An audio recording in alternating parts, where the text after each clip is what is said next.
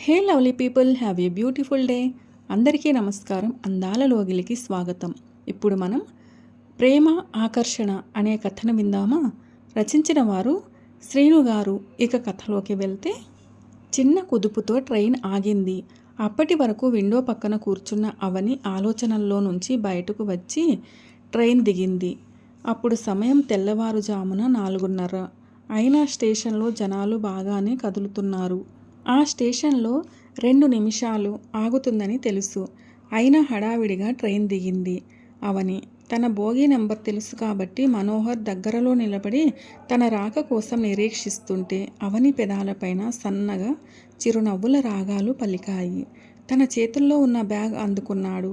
4 రోజులు ఉండాలని 5-6 జతల బట్టలు తెచ్చుకోవడంతో బ్యాగ్ బరువు ఎక్కువగా ఉన్నా అతడు అవలీలగా మోయడం తనకు చిత్రంగా అనిపించింది.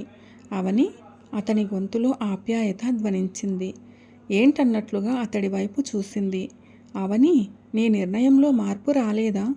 దీనంగా అభ్యర్థిస్తున్నట్లుగా అడుగుతున్న అతడి వైపు చూస్తూ అవునన్నట్లుగా తలూపింది. అవనికి తెలుసు, ఇక ముందు తాము కలవడం కుదరదని. ఇదే చివరిసారి తాము కలవడం అని నిశ్చయంగా అనుకుంది. ఇక ముందు అతడు తనని పలకరించాలని ప్రయత్నించినా సున్నితంగా తిరస్కరించాలనుకుంది. మనోహర్, అవని ఆటో స్టాండ్ వైపు నడిచారు. మనోహర్, నువ్విక్కడ ఆగిపో, కాస్త దూరంలో అన్నయ్య ఉన్నాడు అంది. ఆగిపోయాడు.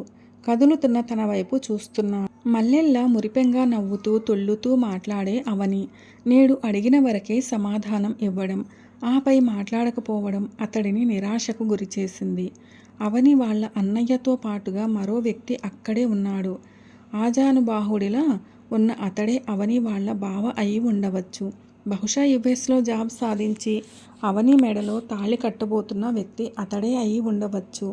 అంటే ఇదే తమ చివరి పలకరింపులా? బాధగా అనిపించింది మనోహర్కి. అవునులే, డాలర్లు లక్షల్లో సంపాదన ఉన్న అవని వాళ్ళ బావతో తనెక్కడ తూగగలడు? అవని నిర్ణయం సరైనదే. తనెక్కడ ఉన్నా క్షేమంగా ఉండాలనే కదా కోరుకునేది. అలాంటప్పుడు తన నిర్ణయాన్ని తప్పకుండా సమర్థించవలసిందే అనుకున్నాడు మనోహర్. సాధారణ డిగ్రీ చదువుకున్న తను ఇంజనీరింగ్ 95% మార్క్స్తో పాస్ అయ్యి విదేశాల్లో ఉన్నత చదువులు చదువుకున్న వాళ్లతో పోటీన అది అతడు అక్కడ పెద్ద జాబ్లో చేరాడట ఇటీవలే. అవని బావ గురించి గొప్పగా చెబుతున్నప్పుడు మనస్సులో చిన్నపాటి ఈర్ష్య కలిగినా దాచుకునే ప్రయత్నం చేస్తాడు మనోహర్. అయినా తప్పంతా తనదే. ఇంతకాలం తన మనస్సులోని మాట అవని ముందు చెప్పలేకపోయాడు. చెప్పాలనే అనిపించినా తనేమనుకుంటుందోనన్న చిన్న సందేహం తమ మధ్య ఉన్నది. స్నేహమా, ప్రేమ, ఆకర్షణ? కాలానికి సైతం సమాధానం చిక్కని ప్రశ్నేమో. మనోహర్ ఒంటరిగా ఇంటికి చేరాక దిగులుగా పడుకున్నాడు. రేయ్ మనోహర్, ఆఫీస్కి టైం అవుతుంది లే అంటూ డాబాపై పడుకున్న అతనిని తల్లి నిద్ర లేపుతుంటే విసుగ్గా నిద్రలేచాడు. పక్షుల కిలకిలారావాలు, సూర్యోదయ తొలి కిరణాల స్పర్శలతో అవని పసిడి వర్ణంలో మెరుస్తున్న సమయాలు, దూరంగా ఉన్న మల్లెపూల మొక్క నుంచి సువాసనల పరిమళాలు, గుడిగంటల సవ్వళ్ళు మనస్సుకు ప్రశాంతతనిస్తుంటే కళ్ళ ముందు కదులుతున్న అవని రూపం అతడి హృదయానికి సంతోష సంబరాలు పరిచయం చేస్తుంటే హుషారుగా కదిలాడు. గుంటూరులో ఓ ప్రైవేట్ ఆఫీసుల్లో క్లర్క్గా కొత్తగా ఉద్యోగ బాధ్యతలు చేపట్టాడు. తన తండ్రికి ఉన్న పలుకుబడితో ఆ చిన్న ఉద్యోగాన్ని సంపాదించగలిగాడు. ఉద్యోగం ఇప్పించిన జయశంకర్ గారు తన తండ్రి స్కూల్ మాస్టర్గా ఉన్నప్పుడు ఆయన స్టూడెంట్ అట. రాజయ్య, మనోహర్ వాళ్ళ నాన్న అడగగానే జాబ్ ఇప్పించిన ఆయనకు వేల వేల కృతజ్ఞతలు తెలుపుకున్నారు తండ్రి కొడుకులు. 2 రోజుల తర్వాత, మనోహర్, ఈరోజు మా ఇంటికి వెళదాం. యుఎస్ఏ నుంచి మా బంధువులు వచ్చారు. వాళ్ళకి నువ్వే దగ్గర ఉండి మన సిటీ చూపించాలి. వాళ్ళు వచ్చి 2 రోజులయ్యింది. సిటీ చూడాలంటున్నారు. అలాగే దగ్గరలో ఉన్న దర్శనీయ ప్రదేశాలు సైతం చూపాలి. నా కారు తీసుకుని వెళ్ళు. నాకు అర్జెంట్ మీటింగ్స్ ఉన్నాయి. ప్లీజ్ కాదనవద్దు అంటున్న జయశంకర్ గారితో కలిసి వాళ్ళ ఇంటికి వెళ్ళాడు. అక్కడ ఉన్న ఓ కుర్రాడిని చూసి ఎక్కడో చూసినట్టుగా అనిపించి గుర్తుకు తెచ్చుకునే ప్రయత్నం చేశాడు. ఎప్పుడు అవని చెప్పే కుర్రాడతనే అని గుర్తుకొచ్చింది. Hi, my name is Srikanth అన్నాడు ఎంతో మృదువుగా అతడి కరస్పర్శ. కంప్యూటర్పై కదిలే వేళ్ళు అంతేగా ఉండేవి. లక్షల్లో వేతనాలు, వేదన లేని జీవితాలు, అడుగడుగున ఏసీల్లో ప్రయాణాలు, ఉన్నతమైన చదువు, సంస్కారమే ఆభరణంగా అతడు. మాస్ అన్న పదానికి అర్థంలా తాను. నవ్వొచ్చింది మనోహర్కి.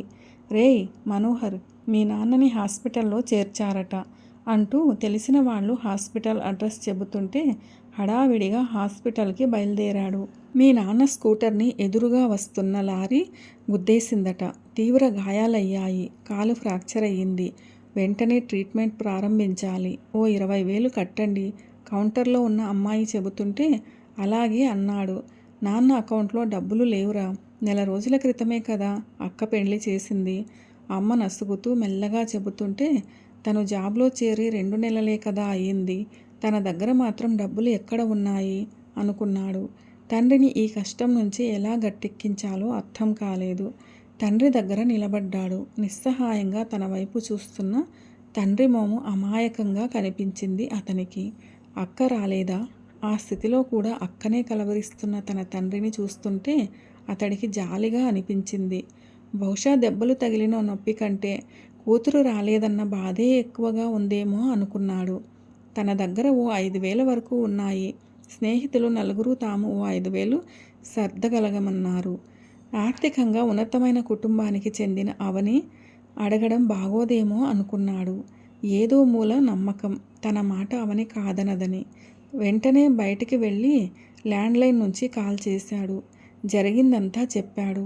తన వద్ద అంత డబ్బులు లేవన్నది. ఉన్నా ఇవ్వాలనే నిబంధన ఏంటి? ప్రశ్న అతడి మనస్సులో ఉత్పన్నమైంది. 2 రోజులు ఆగితే పంపగలను అని చివరగా అంది. ఏదో ఒకటి చేస్తానులే అన్నాడు. సరే అంది.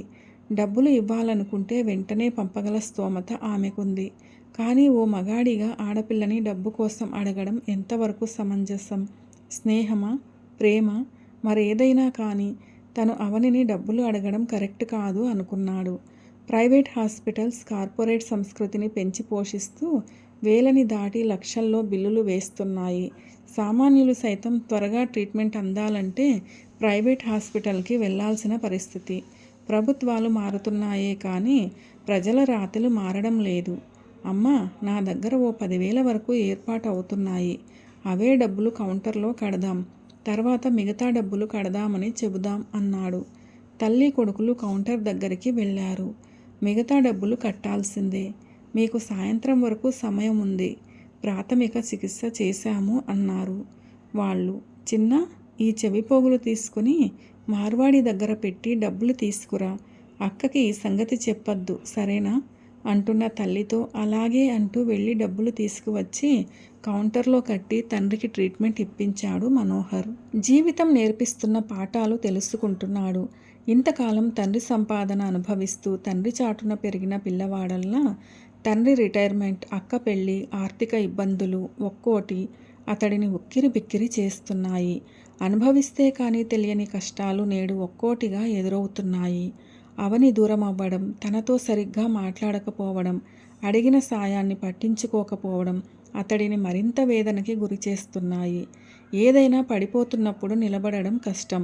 కానీ అదే జీవితం అంటే మరుసటి రోజు ఆఫీస్లో మనోహర్, మీ నాన్నని హాస్పిటల్లో చేర్చారట, ఇప్పుడు ఎలా ఉంది అడిగాడు జయశంకర్. పర్లేదు సార్, కుడికాలు ఫ్రాక్చర్ అయ్యింది. ఆపరేషన్ జరిగింది. ప్రస్తుతం ఓకే. డబ్బులు కావాలని ఎవరినెవరినో అడిగావట. నా దగ్గరికి రావచ్చు కదా, సర్దేవాడిని. ఏదో చేశాంలే సార్ అన్నాడు మాట దాటేస్తూ. తానెవరిని అడిగింది ఈయనకెలా తెలుసు అనుకున్నాడు. ఆ రోజు ఆఫీస్ నుంచి త్వరగా వెళ్ళాడు. ఒక్కరోజు ఉండి వెళ్ళింది అక్క. తను దగ్గరుండి ట్రైన్ ఎక్కించాడు.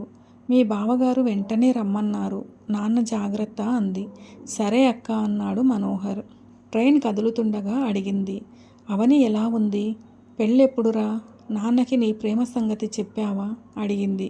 అది అంటూ చెప్పబోతుండగా ట్రైన్ కదిలింది. నాన్నకి ఆరోగ్యం ఎలా ఉందో రోజు కాల్ చేసి చెబుతుండు అంది. ట్రైన్ దూరం అవుతుండగా మాటలు గాల్లో కలుస్తూ సన్నగా వినిపిస్తున్నాయి. 1 నెల రోజులు గడిచాయి. తండ్రి ఆరోగ్యం క్రమక్రమంగా కుదుట పడుతుంది. మనోహర్ ఆఫీస్కి రెగ్యులర్గా వెళ్తున్నాడు. అవని నుండి ఎటువంటి కాల్స్ లేవు.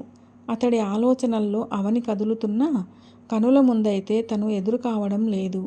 ఇంటర్మీడియట్ నుంచి ఇద్దరికీ స్నేహం. ఫ్యాషన్ డిజైన్ చేసిన అవని, డిగ్రీ చదువుతున్న మనోహర్. ఆ రోజుల్లో తను హైదరాబాద్, ఇతడు గుంటూరు. ఎప్పుడూ తరచుగా వచ్చినప్పుడల్లా కలిసేది. ప్రేమ కంటే స్నేహమే ఎక్కువగా ఉందేమో ఇద్దరి మధ్య అనుకున్నాడు మనోహర్. అతడు ఎప్పుడూ హద్దుమీరి అవనితో ప్రవర్తించలేదు. మనోహర్ ఇటీవల నిరుత్సాహంగా ఉండడం గమనించిన జయశంకర్ అప్పుడప్పుడు అతడిని తన క్యాబిన్లోకి పిలిచి మీ నాన్న ఆరోగ్యం ఎలా ఉందని అడిగేవారు. అతడి సమాధానం విని టేక్ కేర్ అనేవారు. అంతకు మించి బాధేదో అతన్ని వేధిస్తోందని గ్రహించినా ఎప్పుడూ ఆ ప్రస్తావన తేలేదు జయశంకర్ గారు. ఇక తను అవనిని మర్చిపోవలసింది. ప్రేమంటే కొన్నిసార్లు కల కూడా. కలలా జరిగిందంతా మర్చిపోవాలనుకున్నాడు. ప్రేమంటే కొన్నిసార్లు కల కూడా. కలలా జరిగిందంతా మర్చిపోవాలనుకున్నాడు. అంతకాలమైన అవని నుండి ఎటువంటి కాల్ లేదు. అవునులే, ఆర్థికంగా ఉన్నతమైన విదేశాలలో పెద్ద ఉద్యోగం చేసే వ్యక్తిని కాదనుకుని ప్రేమే కావాలనుకుంటూ ఎంతమంది అమ్మాయిలు ఈ రోజుల్లో ఉంటున్నారు. అందరితో పాటు మారుతున్న కాలంతో పాటు తను అంతే. ఇది జీవన సత్యం. తాను నమ్మినా నమ్మకపోయినా జరుగుతున్న వాస్తవం. మనస్సుకు సర్ది చెప్పుకునే ప్రయత్నం చేస్తున్నాడు మనోహర్. జీవితంలో మనం కొన్నింటిని అతిగా ఆశిస్తాం. ఎంతగా అంటే మనం కోరుకున్నది దక్కకపోతే జీవించలేనంత, ప్రాణంతో సమానంగా. కానీ అంతా అనుకున్నట్లుగా జరుగుతుందా? కానీ భగవంతుడు రాసినట్లుగా మాత్రమే జరుగుతుంది. మనోహర్ ఆఫీస్లో ఉండగా జయశంకర్ గారి నుంచి కాల్ వచ్చింది. గబగబా క్యాబిన్లోకి వెళ్ళాడు. డియర్ మనోహర్, నేను చెప్పే 2 మాటలు శ్రద్ధగా విను. అవని నాకు వరసకు సిస్టర్ అవుతుంది. నిన్ను జాబ్లోకి తీసుకోవడానికి తనే కారణం. అన్నట్టు మరో విషయం. నీకు శ్రీకాంత్ తెలుసు కదా, అతడిని రిజెక్ట్ చేసింది అవని. బహుశా అతను యుఎస్ఏలో మరో అమ్మాయిని వివాహం చేసుకుంటాడేమో. అవని మాత్రం నువ్వే కావాలని వాళ్ళ ఇంట్లో తెగేసి చెప్పింది. పెళ్ళంటూ చేసుకుంటే నిన్నే చేసుకుంటానంది. వాళ్ళ ఇంట్లో వాళ్ళు ఒప్పుకోవడం లేదు ఇన్నాళ్ళు. కానీ నేనే నీ గురించి చెప్పి ఒప్పించాను. నీ అభిప్రాయం కూడా తెలుసుకున్నాక మిగతా వ్యవహారం అంతా నేనే మాట్లాడతాను. మీ నాన్నగారు నా మాటని గౌరవిస్తారు. ఒక మంచి ఫ్యామిలీలో నుంచి అమ్మాయి వస్తుందంటే ఎవరైనా ఓకే అంటారు. నాకు ఆ నమ్మకం ఉంది అన్నారాయన. నాకు తనంటే ఇష్టం కాదు, ప్రాణం అసంకల్పితంగా అనేశాడు మనోహర్.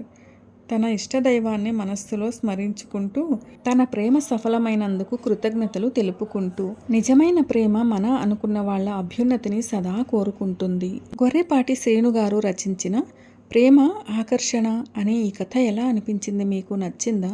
నచ్చినట్లయితే వీడియోను లైక్ చేయండి, మీ ప్రియమైన వారందరికీ షేర్ చేయండి. అలాగే మన ఛానల్ను సబ్స్క్రైబ్ చేసుకోవడం అస్సలు మర్చిపోవద్దు. వీడియోను చివరిదాకా చూసి కథను పూర్తిగా విన్నందుకు ధన్యవాదాలు. ఈ కథపై మీ విలువైన అభిప్రాయాలను కామెంట్ సెక్షన్లో తప్పకుండా తెలియచేయగలరు. ఇటువంటి మరిన్ని మంచి కథల కోసం స్టే ట్యూన్. అందాల లోగిలి. See you all in another video. Till then keep smiling and be happy. A very special thanks to this story writer Srinu Garu for this wonderful and amazing story, Prema Akarshana.